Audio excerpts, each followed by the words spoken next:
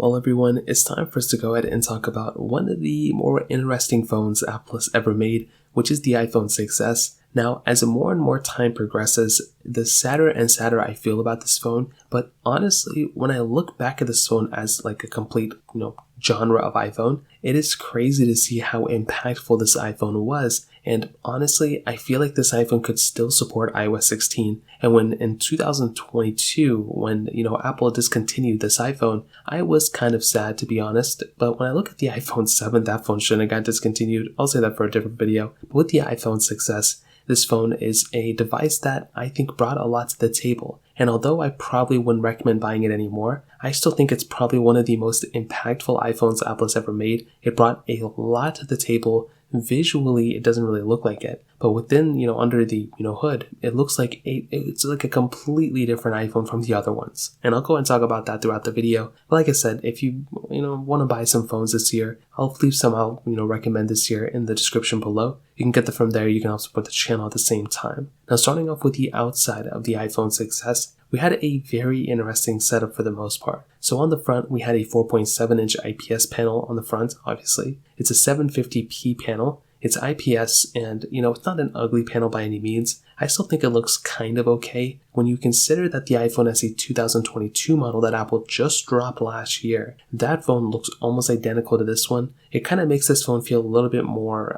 not that old in a way. So I think that's probably one thing to kind of keep in mind with this device. Now, you do have pretty thick bezels on the top and bottom, pretty much matching the current iPhone SE. You have Touch ID 2 on the front as well, and this was actually one of the last iPhones to bring that physical home button. Now, there's home buttons on the iPhone SEs and iPhone 7s and 8s, but this iPhone, the button actually clicked in. Every iPhone after this had a, motorized, basically like a electronic home button that would vibrate when you click it. This one was a physical button that you actually click in, and it was kind of interesting. On the sides, nothing really crazy. On the bottom, though, we had a lightning port and a headphone jack. This was the last iPhone to also bring a headphone jack, if you believe that. So this was also an iPhone of a lot of lasts as well, which is honestly pretty insane. And on the back, we had the aluminum back. Still feels very premium, doesn't really feel super cheap at all. It does feel kind of different than a lot of the current phones. I think I'm just so accustomed to using, phones with glass backs, especially frosted glass backs, which is my favorite. So with this device, it definitely seems a little bit different, but regardless, it doesn't really matter too much. It still feels like a very premium phone. No wireless charging on this iPhone,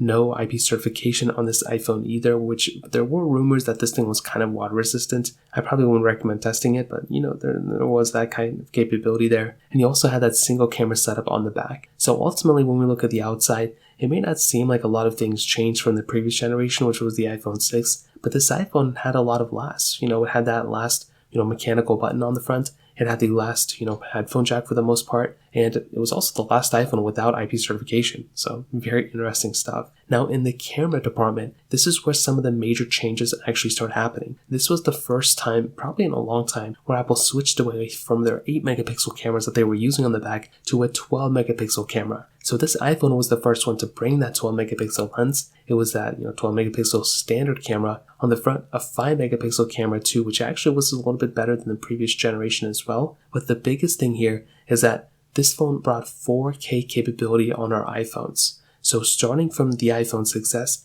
we had the ability of actually pretty much utilizing 4K videos. Now, be it it's 4K at 30, but you could do 1080p at 60, even 1080p at 120 if you needed to. And that is some really good capability from a phone that came out in 2015. Having that type of capability is actually really cool. And I think that in and of itself is a really big thing that I actually did like a lot about the iPhone 6s. When I compare this phone against a lot of other phones that came out after this device, that area still kind of seems to hold up. It's definitely not, a good camera anymore by any means, but, for how good of it and how impactful that camera was at that time, it's actually kind of impressive to me. So in the camera department, that kind of covers it up there. Now, in the software and the longevity department, this is another one of those sadder areas. I mean, this iPhone, just got discontinued last year in 2022. Hasn't even been 6 months yet. But here's the craziest thing about this phone. From 2015 all the way up to 2022, this iPhone ended up getting so many software updates. So much so, in fact,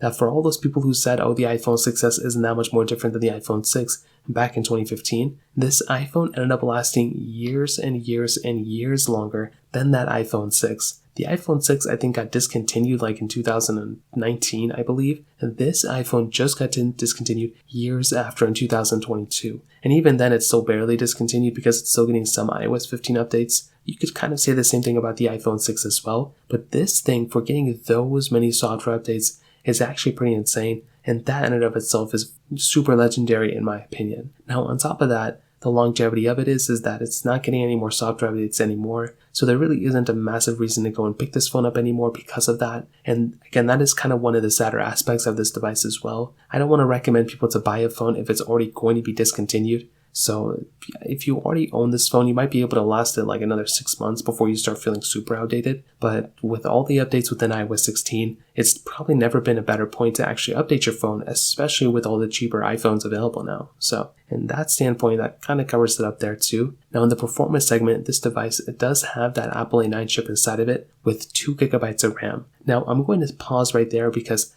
the performance of this phone from its predecessor, it was a massive difference in the performance segment. This device came with twice the amount of RAM than the previous generation. The iPhone 6 and 6 Plus had 1 gigabyte of RAM. The iPhone 6s had 2, which nowadays it's not really that much anymore. But at that moment, even for like 3 or 4 years after this iPhone, came out, it was still a pretty good amount of RAM to have on a phone like this. And that was another massive W in my opinion for the iPhone 6s. Now, for day-to-day operations and things like that, this is definitely going to be a phone that is going to feel much slower. You don't have that gesture design anymore, so everything is just basically clicking a button. You do have 3D touch on this phone, which is really nice, and I still like interacting with that. It was the first iPhone to bring 3D touch as well.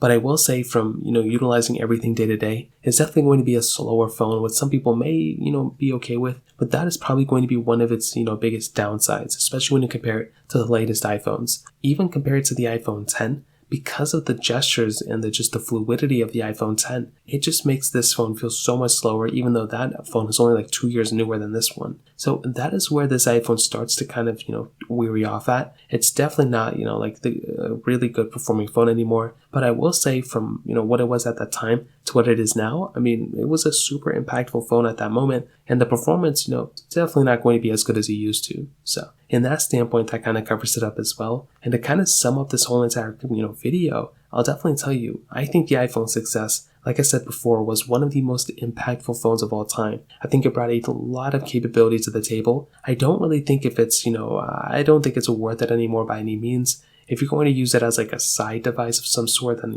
go for it. But if you're planning on using a phone, I wouldn't recommend using a phone that's still, that's discontinued with software. The lowest phone I would recommend buying now is the iPhone 8, 8 Plus, or iPhone 10. If you have it, go for the iPhone 10. If not, you can always go for the latest ones, but I probably would recommend staying away from the iPhone 6s. But this was one of the most impactful iPhones ever, in my opinion. So in terms of that kind of covers it up. If you have any other thoughts or questions, let me know in the comment section below. Hit the like button, that would mean so much, but definitely hit that subscribe button. More importantly than everything else, I love every single one of you guys. Hopefully I'll catch you guys in the next video. Peace out till then.